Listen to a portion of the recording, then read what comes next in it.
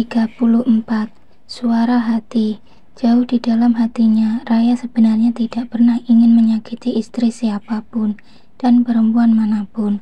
Tetapi rasa sakit hati karena arogansi yang dibuat oleh istri Budi membuat Raya menjadi tega melakukan hal buruk itu. Raya dapat membayangkan betapa tidak nyamannya menjadi istri Budi. Seandainya saat ini Raya berada di posisinya, pasti semuanya akan sangat pedih. Assalamualaikum, sapanya dengan penuh riang gembira. Ketika dia memasuki pelantaran rumahnya, Raya kemudian mencium pipi Rasya kanan dan kiri, mencubit pipi montok itu dengan penuh kasih sayang. Apa kabar putri cantiknya mama? Mama, rasa seperti ingin mengucapkan sesuatu, dan dengan sabar Raya berusaha untuk mendengarkan semuanya. Atu sudah bilan pipis. Raya tertawa terpingkal-pingkal mendengar apa yang dikatakan oleh Rasya. Rupanya dia ingin bercerita bahwa dirinya telah mampu memberitahukan kepada pembantu yang ada di rumah ketika dia mau pipis. Anak pintar dong. Raya mengeluarkan jempol tangannya sambil menunjukkan ke arah Rasya, dan Rasya bahagia melihat itu. Apakah semuanya baik-baik saja? Tanya Raya kepada pembantunya. Iya Bu, semuanya baik-baik saja. Syukurlah kalau begitu. Mama ganti baju dulu ya nak, nanti mama gendong sambil bercerita.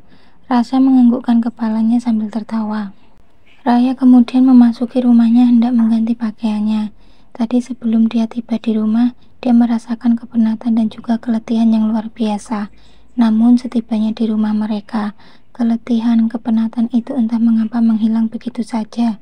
Melihat wajah Rasya yang luar biasa cantik, imut dan menggemaskan membuat Raya menjadi bersemangat kembali. Ketika Raya membuka pintu kamar, Raya melihat sebuah buket bunga cantik berisi amplop yang ada di atas almari kaca tempat Raya biasanya bercermin. Dari siapa ini? Pertanyaan muncul dari bibir Raya. Tok tok tok, terdengar suara ketukan di pintu. Ibu, mohon maaf, saya tadi lupa bilang, 2 hari yang lalu ada Pak Rian datang ke sini mengirim itu. Raya mengernyitkan dahinya. Untuk apa Rian mengirimkan buket bunga cantik itu? Dia merasa tidak sedang membuat janji dengan laki-laki yang pernah hidup dan tinggal dalam hatinya. Pak Rian bilang apa? Beliau hanya menanyakan ibu. Kemudian saya bilang kalau Bu Raya sedang ke Batam untuk acara bisnis. Kemudian Pak Rian mencium Rasa dan menggendongnya. Lalu Pak Rian menitipkan buket bunga itu, Bu. Ya sudah, biar saja nanti akan aku coba telepon orangnya langsung. Terima kasih ya. Tolong kamu jaga Rasa dulu, saya mau berbenah. Sepeninggalnya pembantu yang baik hati itu, Raya mendekati buket bunga yang ada di lemari dan mengambil amplop yang tergeletak di sana. Raya membaca surat yang ada di dalam amplop tersebut. Aku mencintaimu dan akan selalu mencintaimu. Ini ada sedikit rezeki untukmu. Aku telah memenangkan sebuah tender besar dengan keuntungan miliaran rupiah. Percayalah, aku akan menjemputmu dan Rasya. Kita akan tinggal bersama dalam sebuah rumah sederhana yang di dalamnya penuh cinta. Rian. Raya diam. Dia kemudian melipat kembali surat tersebut dan meletakkannya di dalam amplopnya. Ada beberapa lembar uang ratusan ribu tergeletak di sana. Raya hanya melihatnya saja tanpa menghitung jumlahnya. Raya memasuki kamar mandi menghidupkan shower dan kemudian masuk ke dalam bathtubnya. Ada banyak sekali kenangan yang tiba-tiba melintas di kepalanya ketika nama Rian muncul lagi dalam kehidupan Raya. Rian adalah laki-laki pertama yang mengajarkan kepada Raya bagaimana caranya berbuat sadis, kasar, juga arogan. Meskipun pada kenyataannya Rian juga mengajarkan kepada Raya bagaimana indahnya cinta dan kasih sayang. Dari Rian jugalah Raya menikmati kehidupan bersama putri kecilnya yaitu Rasya. Rian adalah laki-laki yang begitu Raya cintai, meski cinta itu akhirnya kandas begitu saja. Rian yang membuat Raya yang lembut dan baik hati menjadi kejam dan penuh trik. Mestinya Rian tidak perlu muncul lagi dalam kehidupannya, hanya mengusik hatinya yang sudah hampir sembuh. Mestinya laki-laki itu tidak pernah dan tidak perlu hadir lagi. Mestinya laki-laki itu cukup berdiam diri di tempatnya saja. Mengingat Rian seperti mengingat episode yang tidak pernah selesai, melelahkan sekali. Seandainya hari itu Rian mau bertanggung jawab pada dirinya dan juga pada Rasya, mungkin selamanya dirinya tidak akan pernah menjadi pelakor. Memang benar, tidak ada seorang pun yang bisa disalahkan atas penderitaan juga rasa sakit yang kita rasakan. Tetapi bukankah sesuatu itu selalu memiliki ilmu sebab akibat? Dan bagi Raya, Rian adalah sebab dari semua akibat hidup yang ditanggungnya. Saat ini Raya memang membutuhkan banyak uang, setidaknya untuk kehidupannya bersama Rasya. Tapi uang yang diberikan oleh Rian hanya akan membuat lukanya seolah-olah dikuliti. Nyerinya luar biasa. Raya mengusap wajahnya dengan 10 jarinya. Rasa sakit di dalam hatinya seakan-akan muncul kembali. Peristiwa beberapa tahun yang lalu tampak lagi. Tuhan, jika mungkin, tolong hadirkan hujan yang sangat deras, agar aku bisa menangis tanpa ada orang lain yang bisa melihat air mataku. Atau mungkin hadirkan petir yang menggelegar, agar aku bisa berteriak, tanpa ada seorang pun yang bisa mendengarkan teriakanku. Raya bukan hanya tersiksa secara batin, tapi juga lahir. Semua status sosialnya mendadak menjadi kelam, sejak dia hamil tanpa ada laki-laki yang menjadi suaminya. Dengan begitu teganya Rian menceraikan dirinya, bahkan tanpa menunggu bayi yang ada di dalam kandungannya lahir. Rian adalah raja tega dalam kehidupan Raya. Andaikan mungkin mereka bisa bersatu kembali, maka tujuan terbesar dalam diri Raya adalah menghancurkan Rian sampai tidak terbentuk lagi, menghabiskan semua hartanya tanpa sisa, membiarkan harta itu termakan oleh Rasya putrinya. Saat itu Rian lebih memilih Savitri karena secara status sosial Savitri jauh lebih unggul daripada dirinya. Tetapi faktanya sejak hari itu dan sampai hari ini, Rian belum juga berubah. Dia tetap menjadi Rian yang dulu.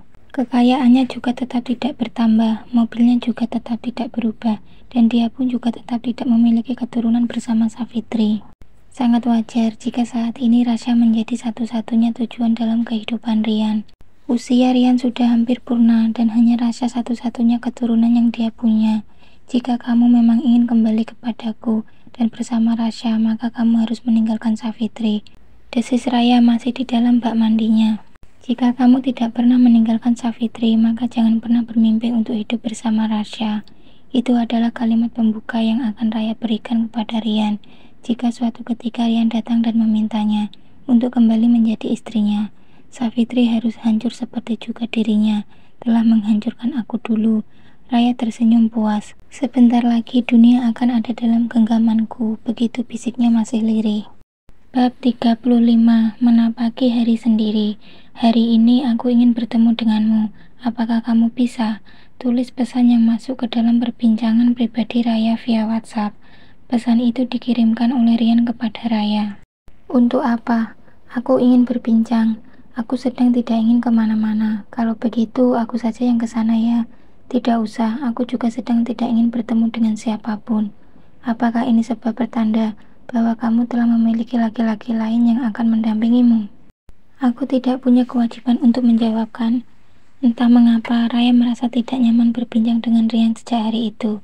Tapi karena ia mengetahui bahwa Rian telah menjatuhkan talak kepada Savitri, namun Rian masih juga tinggal di rumah yang sama dengan Savitri, membuat Rasa merasa tidak disimpati lagi kepada Rian.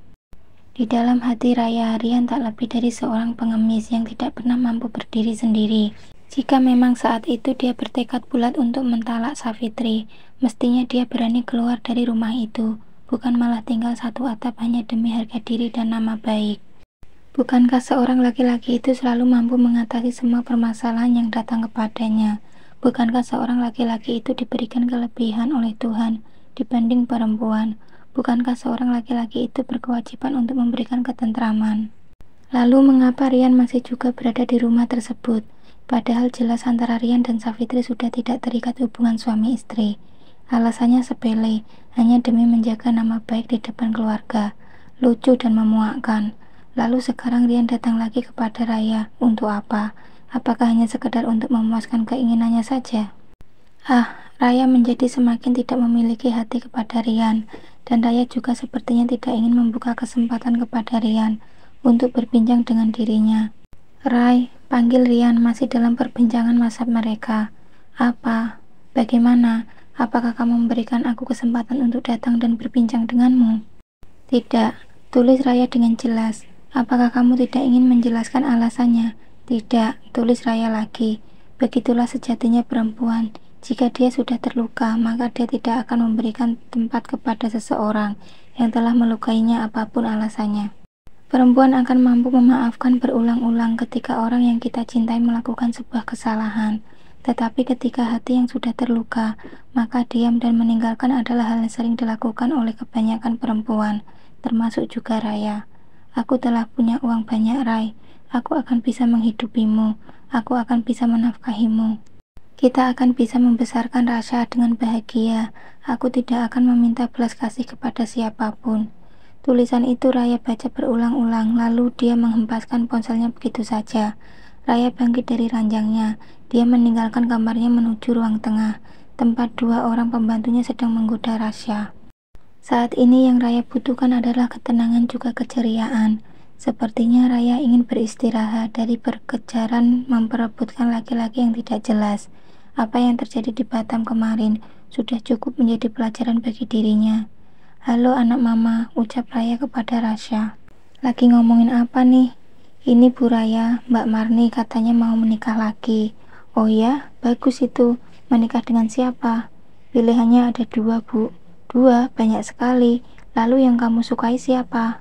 Keduanya, Bu, ucap Kartika kepada Raya. Kartika adalah pembantu baru di rumah Raya. Dia teman sepermainan Marni, pembantu lamanya. Raya sebenarnya tidak membutuhkan pembantu baru saat itu, tetapi ketika Marni bercerita bahwa Kartika sangat membutuhkan pekerjaan disebabkan suaminya sudah meninggalkannya, maka Raya merasa tersentuh hatinya, sehingga Raya pun memberikan izin kepada Marni untuk memanggil Kartika dan bekerja bersama dirinya di rumah Raya. Marni yang mau menikah, kenapa kamu yang menjawab terus? Dia memang juru bicara saya kok, Bu, ucap Marni dengan gaya lucunya. Kamu punya juru bicara segala, Mar. Iya, apalagi namanya kalau bukan juru bicara, Bu. Jangankan pertanyaan dari Ibu, pertanyaan dari Pak Harto dan juga Mas Damang, semuanya Kartika yang menjawab. Kenapa bisa begitu? Iya, memang sudah bagiannya seperti itu. Marni berusaha menjelaskan kepada Raya sambil menahan tawanya. Yang menyuruh aku menjawab itu kan kamu juga. Kartika merasa tidak terima ketika dirinya dituduh sebagai orang yang suka menjawab pertanyaan yang ditujukan kepada Marni. Padahal sejatinya Marni sendiri yang meminta Kartika untuk menjawab pertanyaan-pertanyaan yang datang kepadanya. Mereka kemudian saling melempar tawa. Pak Harto dan Mas Damang itu siapa? Mereka itu dua orang yang sering ditemui sama Marni. Status mereka apa? Tanya Raya kepada Marni dan juga Kartika. Bagi Raya saat ini menanyakan status laki-laki yang akan menikahi Marni adalah hal yang sangat penting. Pak Harto itu masih punya istri, sedangkan Mas Damang itu bujangan. Begitu penjelasan yang diberikan oleh Kartika kepada Raya. Jangan jatuh cinta kepada laki-laki beristri, Mar. Pitutur Raya kepada Marni. Lalu kamu lebih tertarik kepada siapa? Kepada Pak Harto, Bu, kata Kartika lagi. Marni, kenapa kamu justru tertarik kepada laki-laki yang sudah beristri? Apakah kamu tidak kasihan kepada istrinya? Apakah selama kamu hidup bersamaku, kamu tidak melihat bagaimana tidak nyamannya kehidupanku? Raya berusaha untuk menyadarkan pembantunya itu. Selama ini Marni adalah satu-satunya orang yang demikian setia kepada Raya. Itulah sebabnya Raya berani berbicara apa adanya kepada Marni. Kamu jangan tersinggung dengan apa yang aku katakan ya, Mar. Marni hanya menunduk, kemudian Raya mendekatinya. Apa alasan Pak Harto itu mengajakmu menikah padahal dia masih memiliki istri? Dia sudah tidak mencintai istrinya lagi, Bu. Astagfirullah, Mar. Suatu hari jika dia sudah menjadi suamimu, dia juga akan mengucapkan kalimat yang sama kepada perempuan yang lain. Apakah kamu mau diperlakukan demikian? Amit-amit, kata Kartika mengagetkan.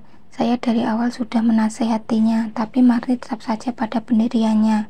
Sudah Mar, coba kamu berpikir yang realistis. Begini saja, apakah kamu mau diperlakukan seperti Pak Harto memperlakukan istrinya saat ini? Kalau kamu melihat aku menikah dengan suami orang, semata-mata karena rasa sakit yang saat ini aku derita. Padahal sejatinya aku sendiri tidak pernah ingin menjadi perebut suami orang. Aku tidak punya hak untuk melarang. Semua adalah hakmu yang akan menjalani kehidupan ke depannya. Juga kamu, sebagai saudara aku hanya bisa berpesan. Jangan pernah menyakiti orang lain, karena suatu hari kita juga akan merasakan rasa sakit yang sama. Andai pun sudah terjadi, setidaknya saat ini kamu masih memiliki kesempatan untuk bertobat. Raya kemudian mendekati Rasya dan meninggalkan Marni.